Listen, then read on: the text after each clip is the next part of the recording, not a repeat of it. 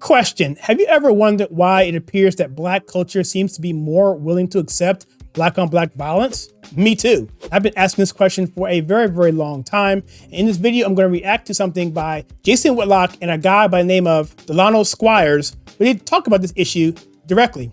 And Delano gives an excellent analogy that you have to hear. But before I do that, I'm going to point you to the philosophy of narratives and why it's so important to tell the truth. Whenever you don't tell the truth, or if you're given to a delusion, then the people who are at the other end of that delusion, they tend to do things based on that false information. And you have LeBron James talking about, you know what, cops are waking up in the middle of the night hunting Black people. Of course, that's not true, but if you believe it, how are you going to react when you get pulled over at night by a white cop? What are you going to think in your heart if you believe that? It can lead to bad things. Or what about if you're a person who's a man who is playing volleyball with girls, and next thing you know, someone gets hit in the head by a ball that is going lightning fast, hits them in the head, causing brain injuries or brain damage or whatever we know at this point.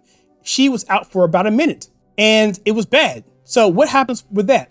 Or take this recent Virginia shooting that happened. We have a Black man allegedly killing 3 other Black men. And I mention that only because to say that the context of this particular video. We must give out heartfelt condolences and prayers to the loved ones, the families, the friends, everyone affected by this tragedy. It's horrible and it needs to be addressed in the proper way. Normally this happens, they would go after the gun control lobby and all that stuff. They really don't care about the victims. They use them for political pawns. But the victims here need to hear the truth and they need to have this addressed so that there can be a certain amount of proper justice applied to the situation. And that's really the crux of it. Justice should be applied and it should be applied fairly regardless of what skin color a person is. And far too often, we see that if they're a little bit more brown than someone else, they get more of a break. And that should not ever come into play. What also happens when we talk about people like Bubba Wallace, who goes out and attacks people on NASCAR, and you give him a pass because, well, you know what? He's tan. It's no big deal because people who are tan have a history of oppression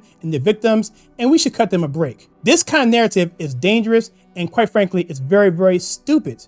And so let's take a look at this clip right here. It's about 2.5 minutes long. I meshed it together, got the best parts of it. It's a much longer video. I'll leave a link to that particular video if we take a look at it.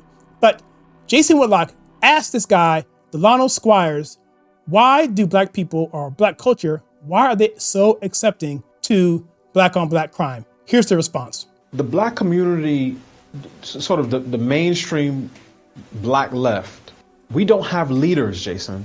And I'm not just saying they're not leaders because, oh, nobody's listening to, you know, Stephen A. or they're not listening to Barack Obama. I'm not, that's not my argument. There are people who follow these people, who get their views shaped by these people. We don't have leaders because the most influential people in the Black community, the Afrostocracy. He said Afrostocracy. And I love this part right here. He gives, I guess, the 6 P's of the Afrostocracy. I'm going to start using that. It's pretty interesting. Check this out. The 5 P's. 5 P's, I'm sorry. The politicians, the pundits, the professors. The politicians, the pundits, the professors. The preachers and the performers. The preachers and the performers. That is fantastic. Those are the 5 P's of the Afrostocracy. That's great. In the Black community, the Afrostocracy, the 5 P's, the politicians, the pundits, the professors, the preachers and the performers don't lead Black folk because they never tell us that we have to correct or do anything. The people who we think of as Black leaders are really white leaders because they spend all of their time trying to correct the behavior and the thoughts and the actions of white people.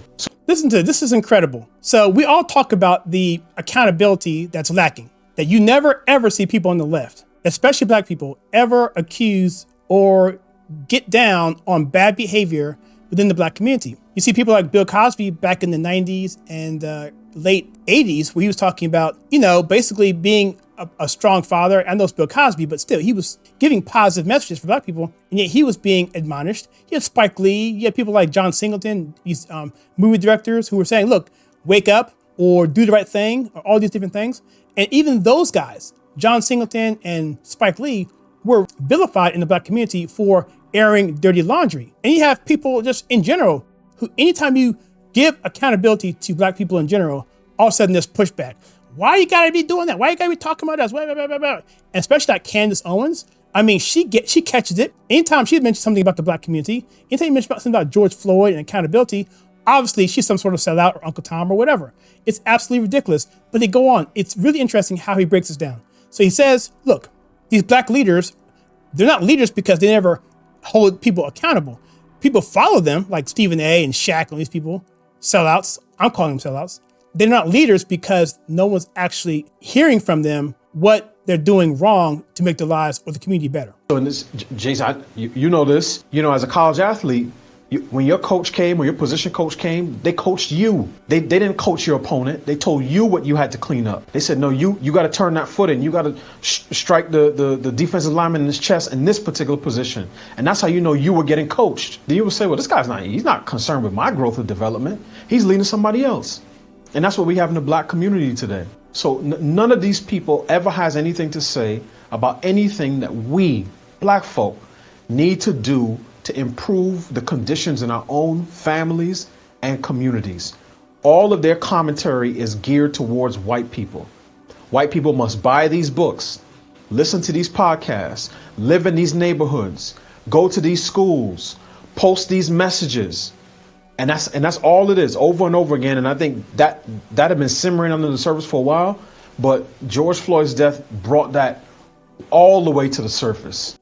What you're saying there is what I've been saying for a long time, but I couldn't really get to where he was going because he brought this analogy out in such a powerful and really enlightening way. I was saying all along for many, many years, look, you say you're a victim, you want to blame the white man for all these problems, but then you want to turn to them for your solutions because you're a victim.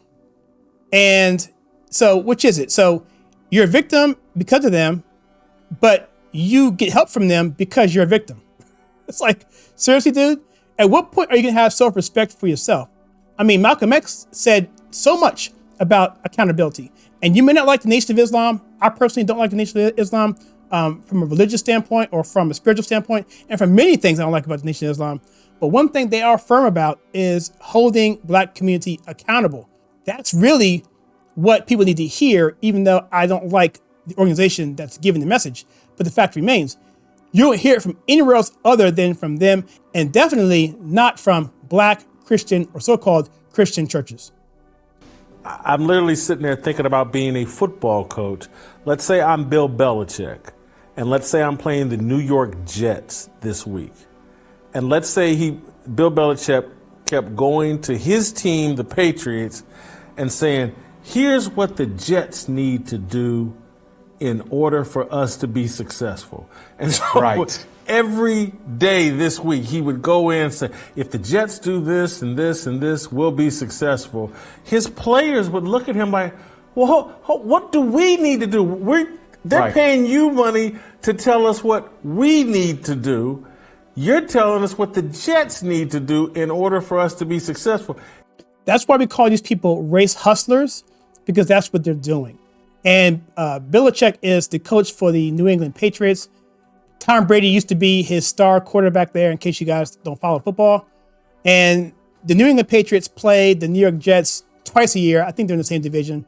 And so what he's saying is like, look, you have a sports team, a Hall of Fame coach who's won many Super Bowls, and he's going to say something like this. Hey, guys, you know what?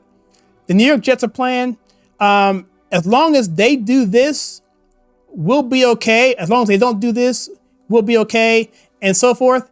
Instead of saying, okay, guys, we need to catch the ball, we need to throw the ball, we need to run the ball, and we need to tackle. But no, the accountability isn't on us. The accountability is on the other team. That's what Mr. Squires is saying, is that essentially black people are scapegoating all of their responsibility and pushing the onus on white people, the same people who they claim to be their oppressors. How stupid is that? And I say this all the time. And you people wonder why nobody respects you. Come on. He would be looked at as a fool and run out. But all of Al Sharpton and Jesse Jackson back when he was functional and whoever they allow on TV. The race hustlers, and like you said, all the people they allow on TV. You're right. They spend their entire time coaching the other team. Yep. And I don't understand why we tolerate it or why it's allowed or how they get away with that. And they call us the sellouts. You see what I'm saying? That's what I don't get. It's the ignorance level is so incredible, which is why the Black community and the Hispanic community, the Latino community, are coming over to the conservative movement, because this kind of stuff is just not being tolerated anymore, because people are beginning to see through it. Or how we can't see that that's what we're doing. But here's the crazy thing. The narrative doesn't change. They still push the narrative.